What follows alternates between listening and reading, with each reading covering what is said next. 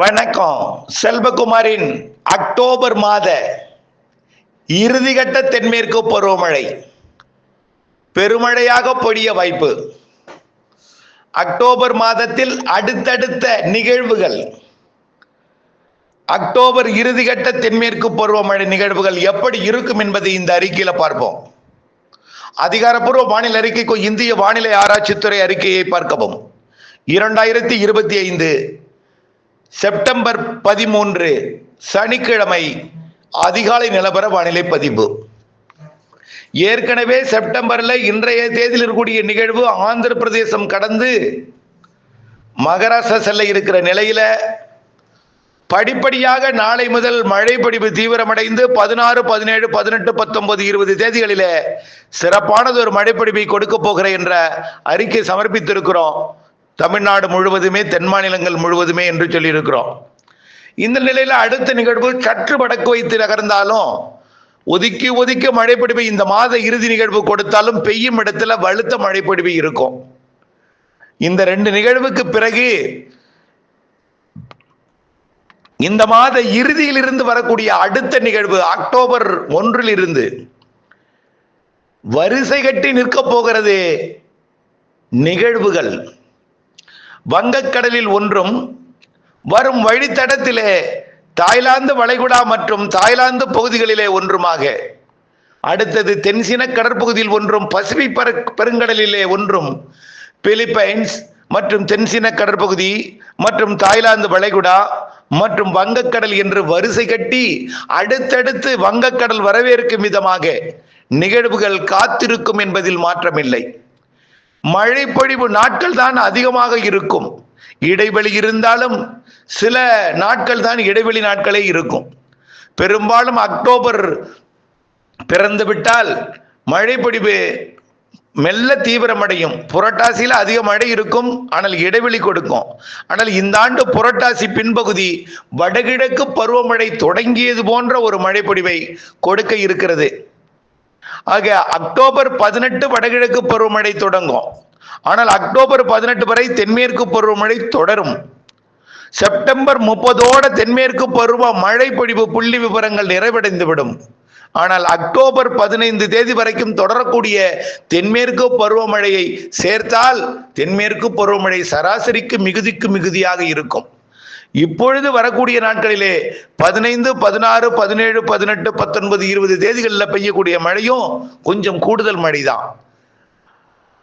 அதே நேரத்தில் அதைவிட கூடுதல் மழை அக்டோபர் 1 இறுதிக்கட்ட தென்மேற்கு பருவமழை 15 வரை. அடுத்தடுத்த நிகழ்வுகள் வங்கக்கடல் வரவேற்க, அது அனைத்தும் ஆந்திர பிரதேச கரையோரம் வரவேற்க, ஆந்திர பிரதேசம் தெலுங்கானா கடந்து வடக்கு கர்நாடகா, கோவா, மகாராஷ்டிரா வழித்தடத்தை பிடித்து அரபிக்கடல் செல்ல இருக்கக்கூடிய நிகழ்வு நிறைய காற்று குவிதலை தமிழ்நாட்டில் ஏற்படுத்தும். ஆக அறுவடை விவசாயிகள் முன்னெச்சரிக்கையுடன் வானிலை அறிக்கையுடன் இணைந்திருந்து இடைவெளி நாள் அறிந்து துல்லியமாக அறிந்து சரியாக ஒரு திட்டமிட்ட அந்த நேரத்தில் அறுவடை செய்து வைக்கோல் உள்ளிட்ட தானியங்களையும் திட்டமிட்டு அறுவடை செய்து சேமித்து பாதுகாத்திட அன்போடு கேட்டுக்கொள்கிறேன். கண்டிப்பாக இந்த ஆண்டு அடுத்தடுத்த நிகழ்வுகள் ஆண்டாகத்தான் இருக்கும். பெரிதாக நிகழ்வு இல்லாமல் இடைவெளி கொடுத்து பெரிதாக ஒரு பெரிய இடைவெளியை கொடுத்து விடாது. நிகழ்வுகள் வரிசை கட்டி நிற்கும்.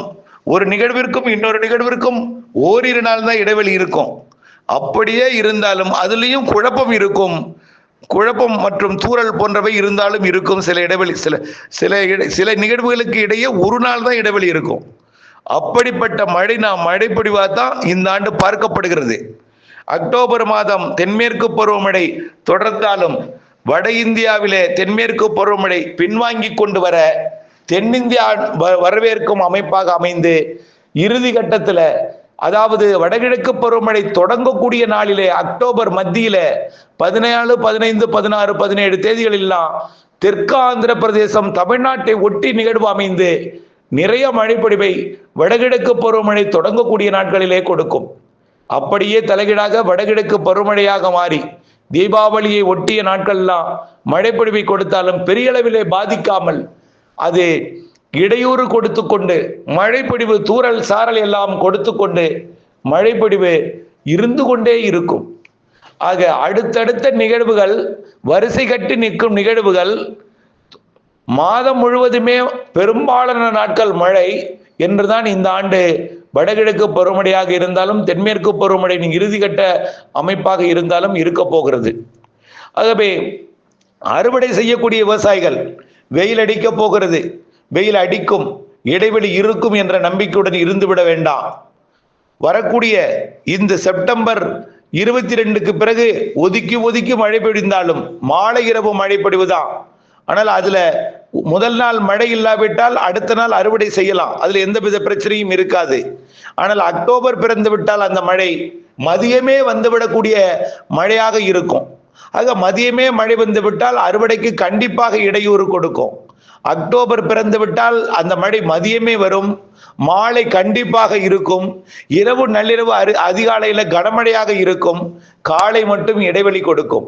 ஒரு சில நாட்கள் இடைவெளி கொடுத்தாலும் அந்த இடைவெளி நாட்கள் நெருங்கும் பொழுது நிகழ்வோட நகர்வு, நிகழ்வோட அமைவிடம், இரு காற்று இணைவு, இவையெல்லாம் வைத்துத்தான் நாட்கள் நெருங்க தான் இடைவெளி நாளை துல்லியமாக சொல்ல முடியும். ஆகவே தொடர்ந்து நீங்கள் வானிலை அறிக்கையில இணைந்திருக்க வேண்டிய கட்டாயத்தில் இருக்கிறீர்கள். குறிப்பாக அறுவடை செய்யக்கூடிய விவசாயிகளும் நாற்று விடும் விவசாயிகளும் மிக கவனத்துடன் வானிலை ஆய்வறிக்கையுடன் இணைந்திருந்து அக்டோபரை கடத்த வேண்டிய கட்டாயத்தில் இருக்கிறீர்கள் என்பதையும் தெரியப்படுத்த விரும்புகிறேன். அதே போல தீபாவளி வியாபாரிகள், தீபாவளி வணிகத்தை பெரிய அளவிலே திட்டம் தீட்டிக் கொண்டிருப்பவர்கள் எல்லாமே, அது சாலையோர கடைகள், இவை எல்லாவற்றிற்குமே இந்த அறிக்கை பொருந்தும். ஆகவே மழை இருக்கிறது, இடைவெளியும் இருக்கும், உங்களுடைய அனைத்திற்குமே முன் ஏற்பாடு என்பது அவசியமாக கருதப்படுகிறது. அடுத்தடுத்த நிகழ்வுகள் கண்டிப்பாக அக்டோபரில் இருக்கும். தென்மேற்கு பருவமழை இறுதி கட்டமும் வடகிழக்கு பருவமழை தொடக்கமும் பெரிய அளவில் இடைவெளி இருக்காது, தொடர் மழை பொழிவாகத்தான் இருக்கும் என்பதை இந்த அறிக்கை மூலம் உங்களுக்கு தெரியப்படுத்த விரும்புகிறேன். அடுத்தபடியாக இந்த அறிக்கையுடன் வடகிழக்கு பருவமழை குறித்த அறிக்கை மிக துல்லியமாக, ஏற்கனவே கடந்த ஆண்டு வடகிழக்கு பருவமழை நிறைவடையும் பொழுதே அறிக்கை கொடுத்திருக்கிறோம். கோடை மழை, தென்மேற்கு பருவமழை, வடகிழக்கு பருவமழை எல்லாம் இன்றைய தேதி வரைக்கும் சரியாகத்தான் போய்கொண்டிருக்கிறது. ஆனால் ஒதுக்குதல் இருக்கிறது. அந்த ஒதுக்குதலுடன் தான் தென்மேற்கு பருவமழை தொடரும். ஆனால் ஒதுக்கி இருக்கக்கூடிய இடங்களுக்கெல்லாம் வரக்கூடிய நாட்களிலே காற்று பகுதிகளுக்கும் கணவாய் பகுதிகளுக்கும் கண்டிப்பாக மழைப்பொழிவை கொடுக்கும். வரக்கூடிய நாட்களிலே நம்முடைய நீண்டகால அறிக்கையின்படி சரியாக அமையும் என்பதில் மாற்றமில்லை. இணைந்திருங்கள் அப்டேட்ஸுடன், மேலும் துல்லியமாக சமர்ப்பிக்க இருக்கிறேன். நன்றி.